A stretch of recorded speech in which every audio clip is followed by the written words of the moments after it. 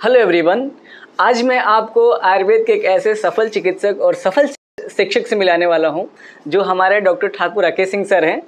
नमस्ते सर और बहुत बहुत स्वागत है हमारे चैनल पे। नमस्कार मेरा।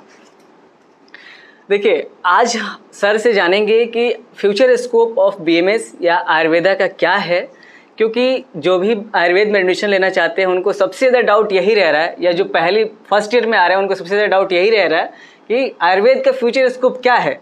तो सर से डिटेल में इसके बारे में हम चर्चा करेंगे इस वीडियो में। सर अभी national institute of Ayurveda Jaipur के रसशास्त्र डिपार्टमेंट यानी रसशास्त्र एवं वैशज्य कल्पना में डिपार्टमेंट में असिस्टेंट प्रोफेसर हैं। बहुत बहुत स्वागत है सर आपका फिर से। Thank you doctor Anurag. Thank you sir. तो आइए शुरू करते हैं क्वेश्चन का सिलसिला। जानते हैं सबसे पहले सर आपकी शिक्षा दीक्षा कहाँ से रही है? डॉक्टर अनुराग, मेरी जो प्रारंभिक शिक्षा रही है रायपुर छत्तीसगढ़ से मेरी स्कूलिंग हुई है। स्कूलिंग के पश्चात शासकीय आयुर्वेद महाविद्यालय रायपुर छत्तीसगढ़ से मैंने बीएमएस किया। उसके पश्चात मैंने जो अपनी एमडी की शिक्षा है रसशास्त्र एवं भेषज कल्पना विभाग में काशी हिंदू विश्वविद्यालय वाराणसी से की। तत्पश्चात मेरी जो पीएचडी है IPGT-NRA जो वर्तमान में नेशनल इंस्टीट्यूट ऑफ इम्पोर्टेंस है ITRA जामनगर से मेरी पीएचडी की डिग्री मिली है। Thank you sir. सर अब हम जानेंगे, देखिए सर के जो देखा जाए ITRA जामनगर एक सेंट्रल यूनिवर्सिटी है, जैसे कि हम हर एक वीडियो में बताते रहते हैं। NIA जयपुर है और ITRA जामनगर एक बहुत बढ़िया स्थान रखता है आयुर्वेद के क्षेत्र में। ठीक है, सर भी बहुत अच्छे जगह से पढ़े हुए हैं। नेक्स्ट की तरफ सबसे ज़्यादा जो मोस्ट कॉमन डाउट्स है कि आयुर्वेदा में अगर बीएमएस कर रहे हैं तो उसके बाद हम क्या कर सकते हैं, उसका क्या फ्यूचर स्कोप है। बहुत सारे बच्चे जो नए एडमिशन लेते हैं उनको बहुत ज़्यादा दिक्कत होती है। तो सर इसके में आयुर्वेदा में क्या क्या फ्यूचर स्कोप्स अभी हो सकते हैं, और आगे अगर बीएमएस कर रहे हैं या एमडी कर रहे हैं तो क्या क्या फ्यूचर स्कोप हो सकता है, इसको सर हमें डिटेल में बताइए। डॉक्टर अनुराग, आज ये आपका बहुत सफल प्रयास है। पहले तो मैं आपको बधाई देना चाहूँगा कि एक आप सफल प्रयास किया। जो हमारे पास विद्यार्थी आते हैं बीएमएस करने या आयुर्वेदाचार्य की डिग्री करने, चाहे वो राष्ट्रीय संस्थान में हो, चाहे कोई शासकीय महाविद्यालय पे हो या फिर प्राइवेट इंस्टीट्यूशन में हो, सभी के मन में एक शंका होती है बीएमएस करने के पश्चात हमें क्या करना चाहिए, जो शंका सामान्यतः एमबीबीएस करने के बाद नहीं होती है जी। शायद इसीलिए आज हम बात कर रहे हैं इस मुद्दे पे। तो पहले किसी भी स्कोप को जानने से पहले हमें ये समझना चाहिए जिस विधि में है या जिस विधा को हम शिक्षा ग्रहण कर रहे हैं उसका मूल सिद्धांत क्या है। तो जैसे हमें पता है कि आयुर्वेद एक भारतीय चिकित्सा पद्धति है। आयुर्वेद एक भारतीय चिकित्सा पद्धति होने के कारण ही कई वर्षों पूर्व से, चाहे वो संहिता पीरियड हो या उसके पहले ऋग्वेद का पीरियड हो, अथर्ववेद का भी जो समय था, उसमें इस भारतीय चिकित्सा पद्धति के बारे में विशेष वर्णन मिलता है। भारतीय चिकित्सा पद्धति कहने का अर्थ है कि पूर्व में जब एलोपैथी सिस्टम ऑफ मेडिसिन हमारे पास नहीं थी तो हम आयुर्वेद के थ्रू ही सामान्य जनमानस का या फिर हर वो विशेष वर्ग का उन औषधियों से उपचार किया करते थे और उसमें हम सफल भी थे। मूल सिद्धांत इसका यह है कि जो आयुर्वेद का जो फॉर्मुलेशन है या फिर जो योग है, जो मेडिसिन है, वो प्लांट बेस्ड मेडिसिन भी होता है, मिनरल बेस्ड मेडिसिन भी होता है, मेटलिक बेस्ड मेडिसिन भी होता है और एनिमल प्रोडक्ट्स भी होता है। जी सर। इन सारे को हम एक प्रोसेसिंग के बाद या फिर कहिए एक शोधन के बाद बनाने के बाद हम उसका उपयोग करते हैं। फ्यूचरिस्टिक स्कोप के बाद इसलिए मैं ये 3 बात रखना चाह रहा था डॉक्टर अनुराग आपके पास कि हमें समझ में आए इसी पे हमारा स्कोप है। प्लांट बेस्ड मेडिसिन में, मेटलिक बेस्ड मेडिसिन में, मिनरल बेस्ड मेडिसिन में हमारा स्कोप है। सामान्यतः बीएमएस करने के बाद हमारे पास सबसे बड़ा स्कोप होता है एक वैद्य बनना या एक चिकित्सक बनना। हम डायरेक्टली अपने फील्ड में जाके चिकित्सा करते हैं, जहाँ पे हमें, क्योंकि हमारे जो 4.5 वर्ष का जो प्रोग्राम है, एकेडमिक प्रोग्राम है बीएमएस के पश्चात जो 1 वर्ष की इंटर्नशिप है, वहाँ पे आप पश्चात अगर आप अच्छे से ध्यान रखें तो आपके इंटर्नशिप में वो सारे विषयों का भी समावेश किया गया है जिसके तहत आप मॉडर्न सिस्टम ऑफ मेडिसिन के भी नॉलेज रखें। क्योंकि अल्टीमेटली जब हम एक फील्ड में जाते हैं, गोल में जाते हैं, तो समाज को ये नहीं पता कि मैं आयुर्वेद चिकित्सक हूँ, समाज को ये पता रहता है कि आप एक चिकित्सक हैं। और चिकित्सक होने के कारण मेरा ये फर्ज भी बनता है, मेरा ये दायित्व भी बनता है कि मुझे अपनी विधा के साथ साथ उन सिस्टम ऑफ मेडिसिन की भी जो जानकारी हो, अगर इमरजेंसी कंडीशन में उपयोग होता है तो मैं उसका यूज कर पाऊँ। तो पहले तो आप चिकित्सक बनते हैं बीएमएस करने के बाद। अब बीएमएस करने के बाद आज के समय में जो एक मल्टी डायमेंशनल अप्रोच है कि पीजी करना, एमडी करना, तकरीबन हमारे पास 13 से 14 विषय हैं जिसमें पीजी का एनसीआईएसएम जो हमारी national commission Indian system of medicine है उस पर डिग्री देती है पीजी का। अब पीजी के हमारे इंडिविजुअल ब्रांचेस होते हैं। अब इंडिविजुअल ब्रांचेस के अकॉर्डिंग हमारे फिर वो स्कोप तय होते हैं कि आप पर्टिकुलर संहिता से लिटरेचर में करना चाह रहे हैं या द्रवगुण से करना चाह रहे हैं, रसशास्त्र से करना चाह रहे हैं, या मल्टीपल हमारे पास अदर विषय भी हैं जो मॉडर्न सिस्टम ऑफ मेडिसिन में भी हैं डॉक्टर अनुराग। तो इसको हमें समझना पड़ेगा। सबसे पहले एमडी के पश्चात हम क्या करें। एमडी के पश्चात हमारा ये स्कोप रहता है कि बेसिकली हमें एकेडमिक लाइन में जाना है, शिक्षक बनना है, क्योंकि बीएमएस विद्यार्थियों को पढ़ाने के लिए, बीएमएस विद्यार्थियों के एक स्तंभ खड़ा करने के लिए सबसे पहले हमें सबसे बड़ी आवश्यकता है एक अच्छा शिक्षक बनना। क्योंकि जब तक हमारा बेस स्ट्रांग नहीं होगा, अगर हम अपने बच्चों को सही शिक्षा नहीं देंगे तो सही चिकित्सा कैसे बन के निकलेंगे या देश या समाज की सेवा कैसे करेंगे। क्योंकि हर शिक्षा का उद्देश्य होता है राष्ट्र की उन्नति करना। तो हमारा सबसे बड़ा मूल धर्म होता है कि हम एमडी करने के बाद एकेडमिक लाइन में आते हैं, टीचिंग लाइन कहते हैं जिसको। एकेडमिक करने के बाद, पीजी करने के बाद एक सेकंड विधा जो हमारे लिए होती है, आप सभी के लिए निवेदन है कि ये जान जरूर समझे, आप एक सुपर स्पेशलाइजेशन की तरफ जाते हो। बीएमएस के बाद हम एक जनरलाइज्ड फिजिशियन होते हैं और एमडी के बाद आप सुपर स्पेशलाइजेशन फिजिशियन की जाते हैं। अभी आपकी काबिलियत भी पड़ती है कि अगर आप काय चिकित्सा से एमडी किए हो और काय चिकित्सा एमडी करने के बाद विशेष रूप से आप कार्डियक डिसीज को ट्रीट कर रहे हो या हिपेटिक डिसीज को ट्रीट कर रहे हो, तो आप अपने एक कार्डियक आयुर्वेद चिकित्सक भी बन सकते हो आप हृदय रोग। ऐसी बात नहीं है कि हमारी मुट्ठियां बंधी हुई है, हमें अपनी मुट्ठियों को खोलना है और देखना है कि आसपास समाज में जिन व्याधियां हैं, हम एक वात व्याधि के भी विशेष चिकित्सक बन सकते हैं, आर्थराइटिस क्लिनिक के लिए क्लिनिक्स भी चला सकते हैं, एक पंचकर्म के भी विशेषज्ञ हो सकते हैं। तो ओवरऑल हम एक शिक्षक भी बने, चिकित्सक भी बने, और उसके बाद जो मोस्ट इंपॉर्टेंट जो हमारे फ्यूचरिस्टिक स्कोप के बारे में आती है, ड्रग रिसर्च जिसे हम कहते हैं। क्योंकि मुझे पता है अगर एक बैच में 100 बच्चे हैं तो कुछ बच्चे चिकित्सक बनना चाहेंगे, कुछ शिक्षक बनना चाहेंगे, कुछ रिसर्चर बनना चाहेंगे। सभी का मार्गदर्शन है कि अल्टीमेटली सभी को एक अच्छा एम चाहिए, अच्छा गोल चाहिए, एक अच्छा पैसा चाहिए और समाज में नाम भी चाहिए हमें। तो फिर ड्रग रिसर्च एक भारतीय चिकित्सा पद्धति की आयुर्वेद की सबसे बड़ी जान है। WHO भी, वर्ल्ड हेल्थ ऑर्गेनाइजेशन जो है, विश्व स्वास्थ्य संगठन, प्लांट बेस्ड रिसर्च के लिए पिछले 5 या 10 वर्षों से कंटिन्यूएशन प्रोत्साहित कर रहा है।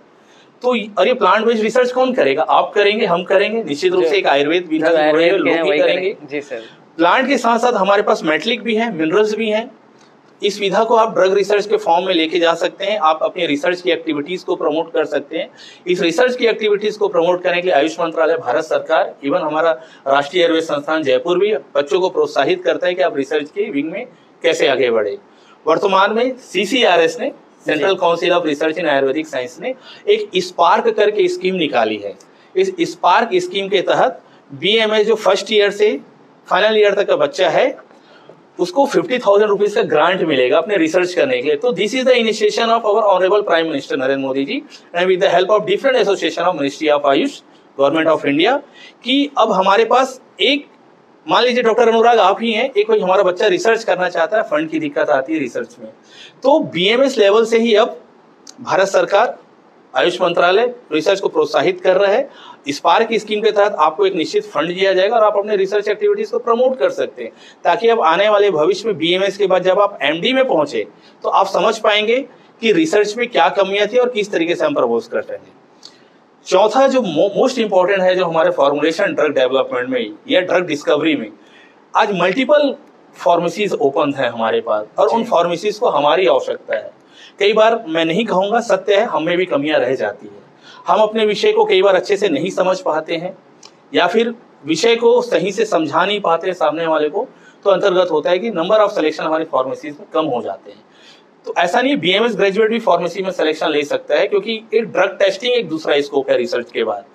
ड्रग टेस्टिंग कौन करेगा? प्लांट का आप ही करेंगे। हमारे पास आयुर्वेदिक फार्मेकोपियल स्टैंडर्ड्स हैं, जिसके अंतर्गत बताया कि ड्रग टेस्टिंग के लैब्स के थ्रू भी आप अपना एक जनरलाइज R&D लैब्स के थ्रू भी आप अपनी एक रिसर्च विंग डेवलप कर सकते हैं। उसके पश्चात जो स्कोप आता है सामान्य जनमानस में लेने के लिए, जो आयुष मंत्रालय भारत सरकार प्रमोट करता है, स्टार्टअप चैलेंजेस को। जो BMS के हमारे बच्चे हैं, MD के बच्चे हैं, स्टार्टअप चैलेंज के नाम पे आयुष मंत्रालय भारत सरकार एक निश्चित फंड देने लगी और आपको सपोर्ट भी करने लगी अगर आप कुछ इंटरप्रेन्योरशिप करना चाहते हो। अभी वर्तमान में गांधीनगर में गैस ग्लोबल समिट हुई थी आयुष की, इन्वेस्टमेंट एंड इनोवेशन समिट थी। उसकी सारी वीडियोस लिंक यूट्यूब में भी आप जाके देखिए, उसमें मल्टीपल अप्रोचेस हमारे पास आए है ना गैस में।